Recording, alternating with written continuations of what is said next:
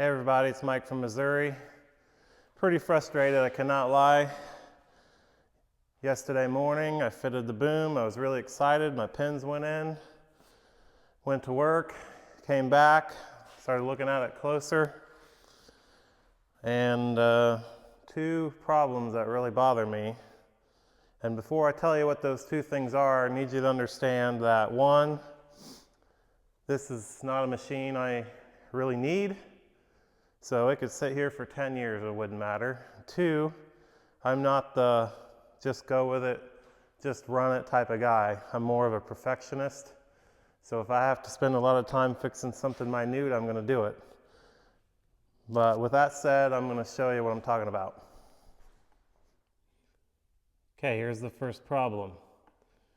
Although minute, it's aggravating. See the cross tube on the loader? Right here. This side is lower than this side.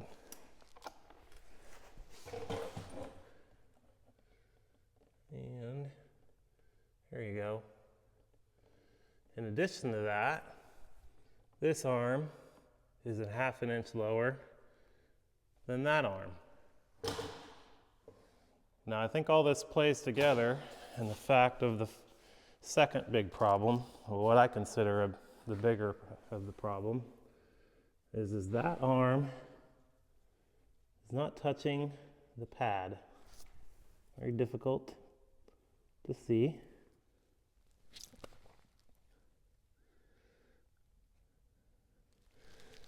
This side is touching. I know what everyone's thinking. The loader's twisted, it's tweaked, and you're partially right. This cross beam had been previously welded on, and I ground out those welds. I did not remove it completely, and I re-welded it in the exact same position. It was never removed. Also, I want to make clear that I've done a lot of precision measurement to determine that this beam from here to there is not twisted. Neither is this one. I used a master precision level from Starrett and a machinist square to measure both ends, and this end is 4/1000ths difference. A little bit that way, but it's so minute that I don't believe that that has anything to do with it, because you could pull any piece of tube off of the supplier shelf and it's not going to be that close, more than likely. I also checked this beam, I checked this beam, and I checked the distance from that pin to that pin and that pin to that pin. There's nothing significantly off. What I do believe happened though is that when this was cracked, it probably opened up a gap down here and they just welded it back without correcting. I guess you could call that a twist. So the question is what do I do about it? Many people said just add some material to this block and run it. That would probably be a perfectly acceptable solution, but knowing me, I'm gonna have to look at this crooked crossbar and know that that is not correct. The other thing I want to make sure is that the frame itself isn't twisted. I can't imagine that would be the case, but I want to check it the best of my ability, because I'm going to have to do some work over here, and this is what the frustrating part is. I line bored the bottom of that right after fixing this, which is fine, but if I go moving this and tweaking, modifying this crossbar, cross tube, all of that needs to be redone. Well, thankfully, there's bushings in it. So it really wouldn't be that big of a deal to redo it. I've also line bored the main frame and the loader arm to match.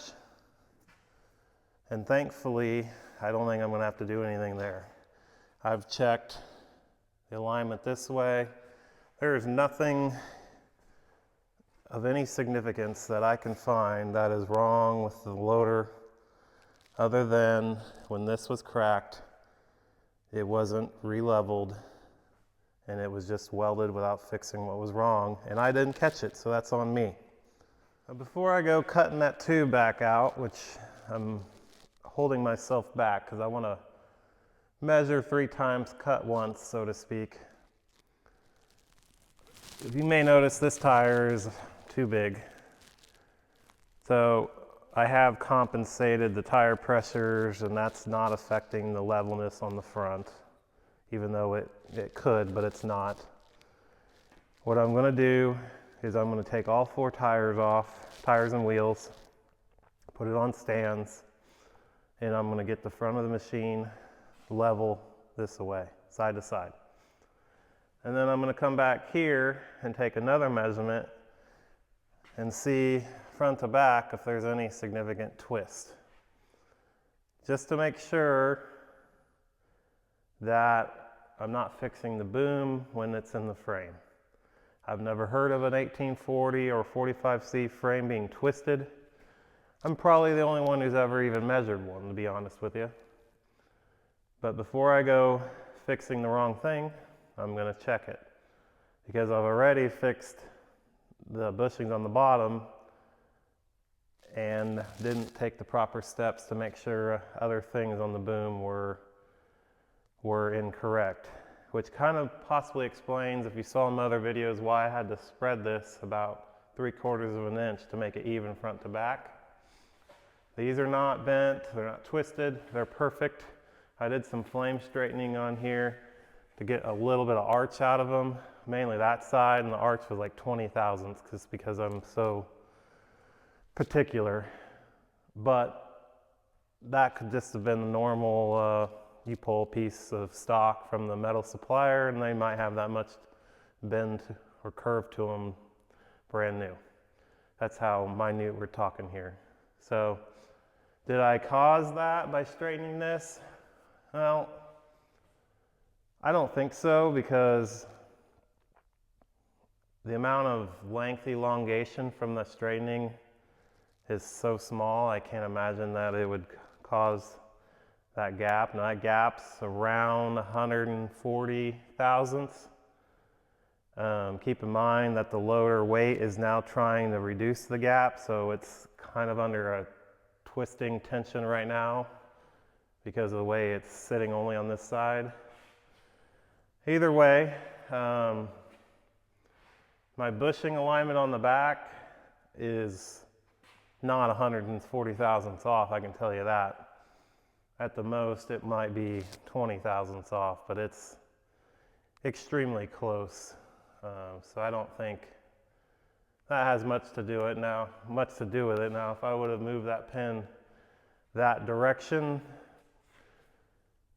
if I moved the arm that direction and located the pin further forward, that probably wouldn't be there.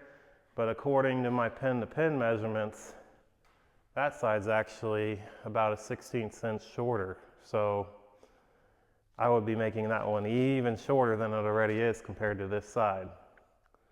I know I'm rambling here, but I've done some thinking about how they manufactured these machines.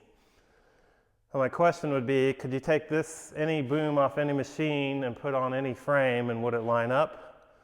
Or do they more piece them together one by one, where they build the boom, build the frame, and then they line everything up and then weld the bushings in where they need to be? Kind of a match set, so to speak. I'm guessing the second to be true, because I have a hard time believing if you built and welded everything separately, that on every single machine running down the assembly line, that they would all line up perfect. So I think that's partly what I'm dealing with here. So the plan after checking the frame, and if the frame is good, which I think it is, but I want to make sure, I'm going to start by cutting this off, which some of you guys are probably thinking you're crazy. But remember, this is kind of what I do. I'm not claiming to be the best in the world as a fabricator, but I can get it done. So I'm going to cut this off, and that's going to let this relax, and then I'm going to see how this beam lines up to this arm. And then I could just re-weld it back. I'm really trying to avoid my perfectionist style and having to cut this side too to level this out. But I may end up doing that. I don't know. I'm going to have to see how it looks. I do know that when I drop this down, it's going to improve this ½ inch difference, but I don't think it's going to come down enough to completely make up for it. And that's why I want to level this frame side to side on the front, just to make sure, you know, I'm not off on my tire stuff. So that's the plan. Let's get the tires pulled off. Good old Harbor Freight jack keeps on kicking.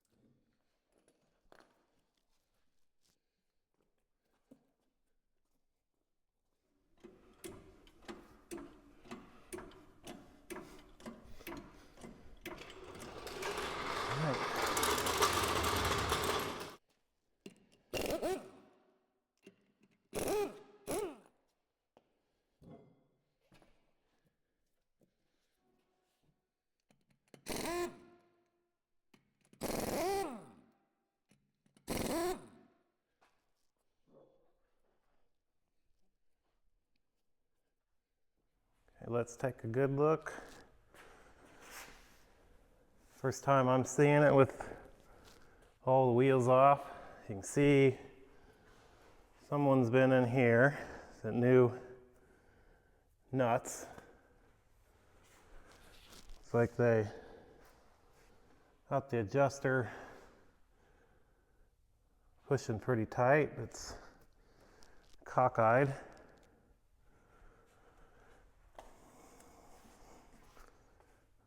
I don't see anything with the rear. I've heard people talk about some distortion or cracking in the side of the frame. I don't see any of that, so that's great news.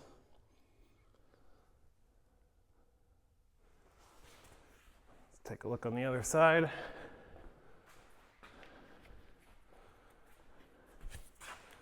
Sorry about the sunlight. Does not appear that anyone was in this side. Looks like someone's been in that at some point because of the silicone around the edge.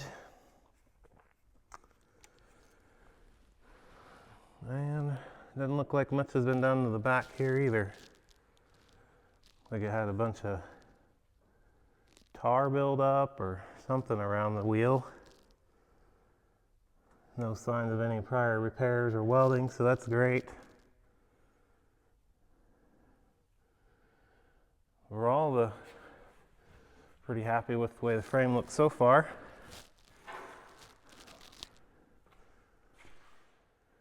Okay, I cleaned an area off for this precision level. Well, this is a Starrett model, I think 98, so it's accurate to 5 thousandths per line over a foot. You can see it's sitting over, so this side of the machine is up about, let's see, 15 thousandths over a foot. So and take how long this is. Let's say it's 3 feet. So it would be 45 thousandths higher over here than over there. Now I don't need this to be level really. All I need is it to read the same on the back. So hopefully I can find a spot on the back to check it. Well, I have this location, which isn't great because I'm relying on the fact that this was welded in square. But it does agree that it's high on that side. But in order to make it similar, you know, I'm having to raise it 5 thousandths maybe, if that. So that's really close. I can't find any great place down low here to take a measurement. Due to a lack of places to measure off of, I'm going to switch to a TopCon rotary laser level. This is supposed to be accurate to, I believe, 1/8 over like 2,000 feet or something. Not near as accurate as the machinist level, unfortunately. But the idea here is to just make sure there's no significant twist or deflection or anything I need to be concerned about. So I'm going to set this up.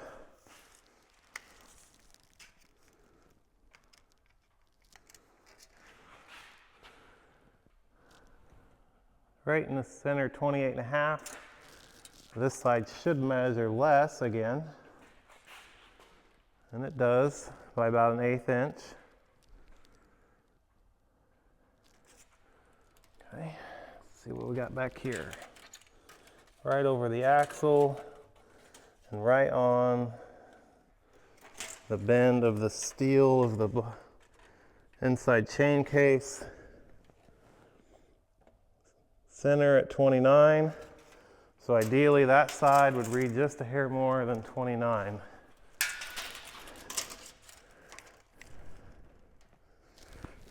Center over the axle, and it does a hair more than 29. The frame is good.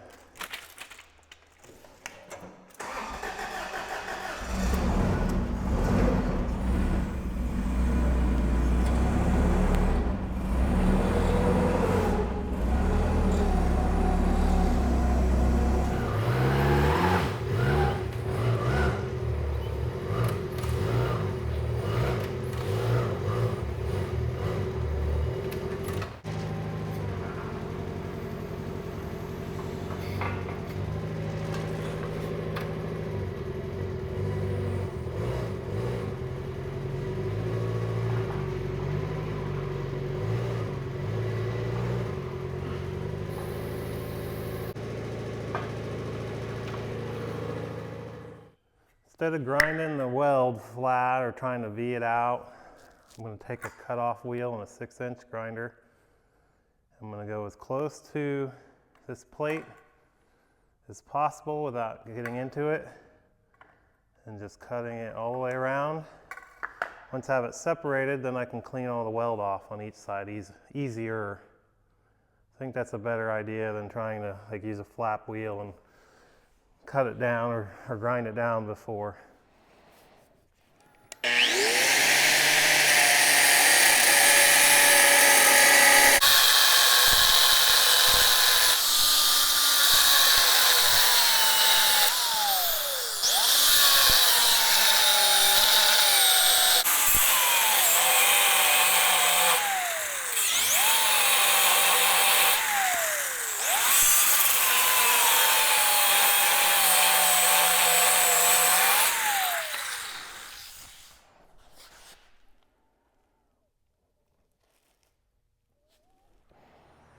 There's no going back now.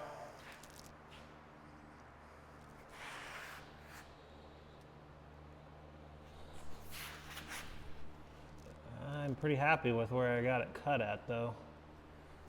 See some of the original weld penetration. Just gonna leave me with a perfect amount. I'll clean everything up real nice. Be able to get a bevel cut on that tube, and I'll be able to fill it all with good weld. Okay, I'm cleaning up the tube, getting ready to weld it back. I found something pretty interesting. You can see where it was cracked before.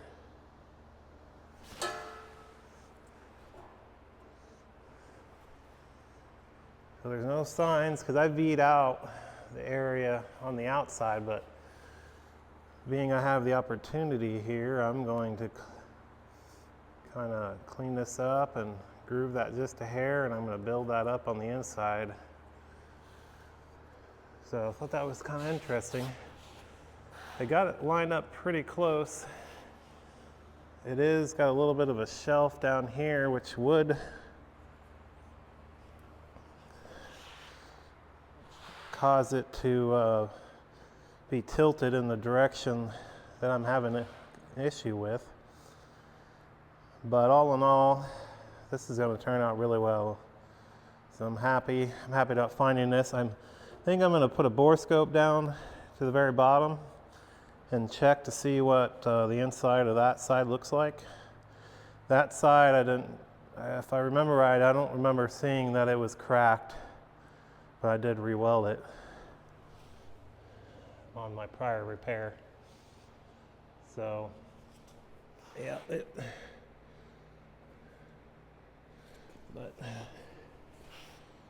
so I'm gonna, like I said, build that up. It should make it extra strong.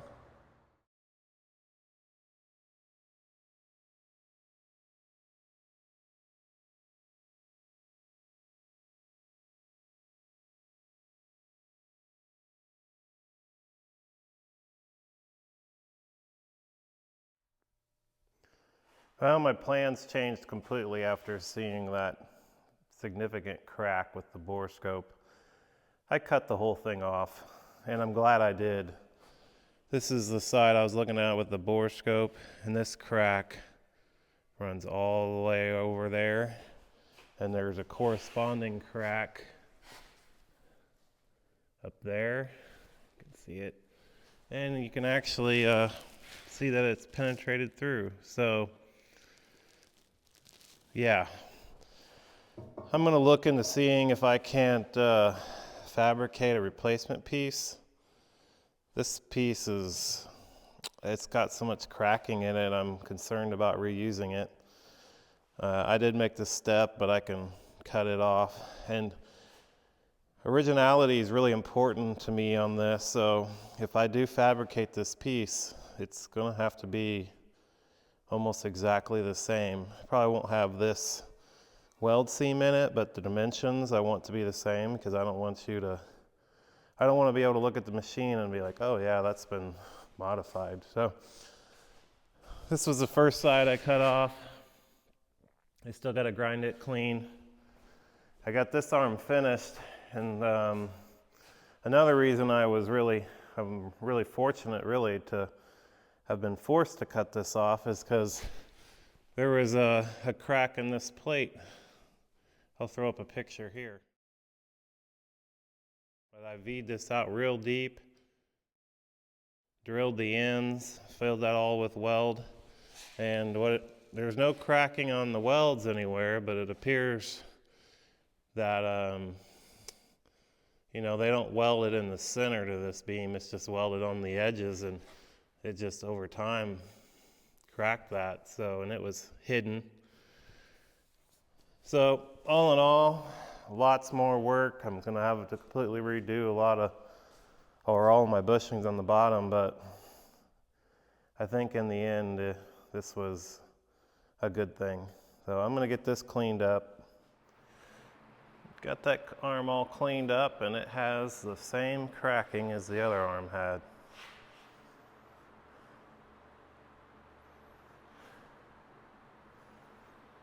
Now, like I was saying, this piece of plate is welded on the perimeter, but the center is not welded to this, so that can allow separation. That other one, I ground this all the way down to this piece and filled it all the way up. This is just corrosion from the tube. Looks like there might be some cracking there, but I'll grind all the areas I think there's a crack and see how deep it goes, and if it's there, I'm gonna grind it all out and fill it all back in. I checked the perimeter welds, none of them are cracked. Seems to be isolated to where this tube mounts. Pretty impressive. Okay, there's the weld, or the crack, I'm sorry.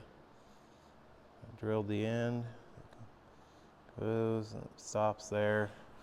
I didn't know how far it went over, but it stops there. Thought there was one here. If there was, it was just on the surface. And there was a surface one here, but then it disappeared, so I took it down. I checked here. I thought there was one there as well, but there's not. And I used the torch, heated it up, and that kind of makes the metal contract and expand and helps you see the cracks. So pretty much just right here. But now I got a lot of fill to do. Okay, here's with it all welded up.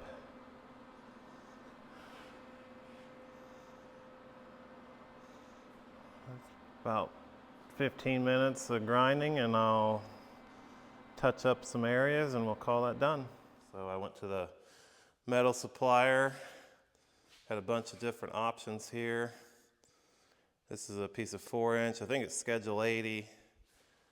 And I got it marked out here, exactly center line here and there, straight across, and this angle clamp to it, and I'm going to run the plasma cutter along this as a guide, and I'm going to cut this pipe on each side to give me my halves, and then I'm going to either put it on the top and bottom of one of these square tubes, so it should be significantly more stiff and rigid than the original. But let's get this one plasma cut and we'll see which one of these we want to use.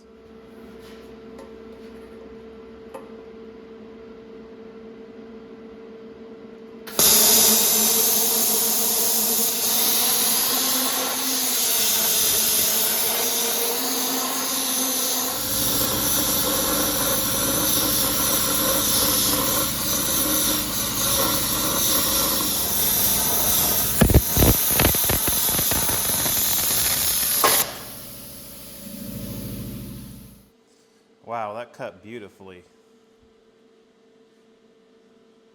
You know how much time that would have taken to do with a cutoff wheel? Awesome.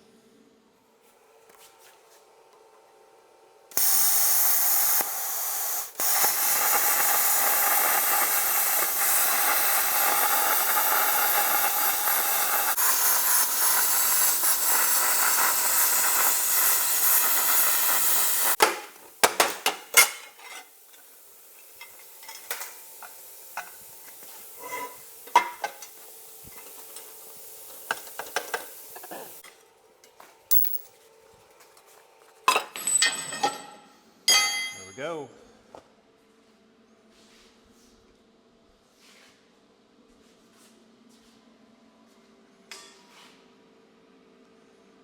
Couldn't ask for better than that.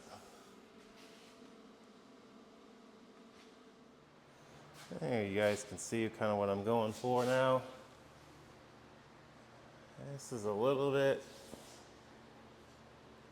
shallower, but by the time I add my gap for my weld, it'll be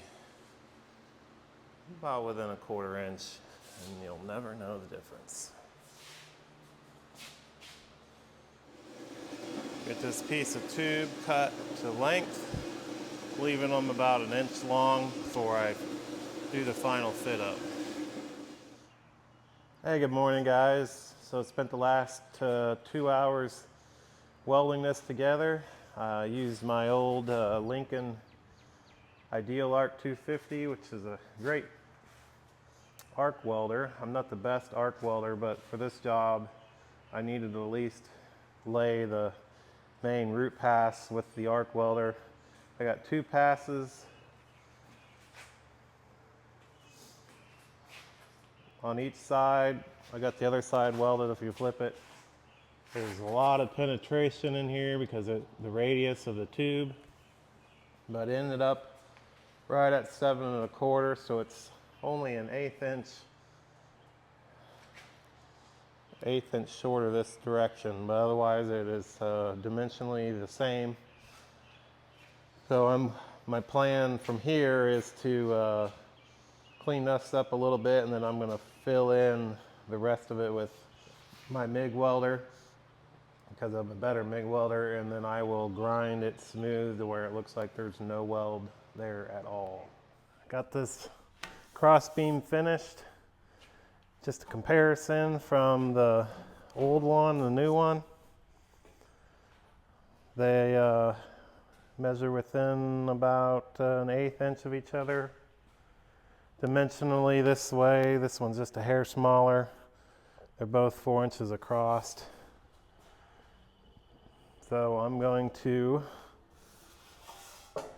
transfer this stuff over here pretty soon, but I think I'm going to fit this to the machine first. Just to show you what it took to do this job, it took 5 pounds of 7018 rod, a pound of 0.035, or sorry, 2 pounds of 0.035 MIG wire, 4 flap discs. These are completely wasted. There's all of my ends of my arc rod and tons of grinding. Estimate about 4-ish hours to make this. Real happy. I'm certain my welds are strong. So really happy overall, and I'm glad I'm not going to have to worry about all the cracking on the ends on this one. I got everything where I need it. I took a measurement, crossed 27 3/16. I got it over here in the horizontal bandsaw at 27 3/16. It's going to take a while to cut this, but hopefully it will fit right in, and then we'll get it tacked up. I got it tacked into position. Took me quite a while to get it positioned properly. It's exactly, I think it's 12 inches from here. So I used a straight edge across, and it is, the beam on the bottom is 5 inches wide and this is 4. So from the factory it was in the center, so it'd be a 1/2 inch gap front and rear. So I got a 1/2 inch spacing off the back here on both sides, and then I got multiple tack welds all the way around, and I don't think it's going to go anywhere. I got the back clamped tight, so my plan now is to lift it up off, and then I'll run some beads with the arc welder, the initial first root pass with the arc welder, and then I'll do the rest of it with the MIG welder. Hell, doesn't this look familiar? This is the same place it was 3 or 4 weeks ago. But this time we got an entire new cross beam in here, and it fits the machine. I did all of the welding off camera because I got a prior video of what I thought was repairing this loader. Ended up having to redo all of that. I'll give you a good close-up on my weld job here. I'm pretty satisfied. So it's 1 pass of 7018 for the root, and then I capped it with 2 beads of MIG at 200 amps. Now it's square, the arms sit level to the ground, and I even got lucky and didn't have to redo the pins on the bottom, and I I can't hardly believe it because there's not much play or tolerance to allow for any movement that I had to move it. But it actually went in pins actually went in pretty easy, and I welded it with it in place. I also put some more weld on here before I took it loose from the machine. I didn't feel comfortable with the tacking that I had as far as it moving. So I welded about half of it on the machine, and then I took it off and did the rest off. So I'm finally going to be able to wrap this video up, and I'm going to call it a blessing in disguise, because yes, I had to do a whole bunch of stuff over, but in the end there was a lot of hidden damage in here, and now I'm confident it is really, really strong. So we'll catch you next time, guys. Please give me a thumbs up and subscribe if you like this content. We'll see you next time.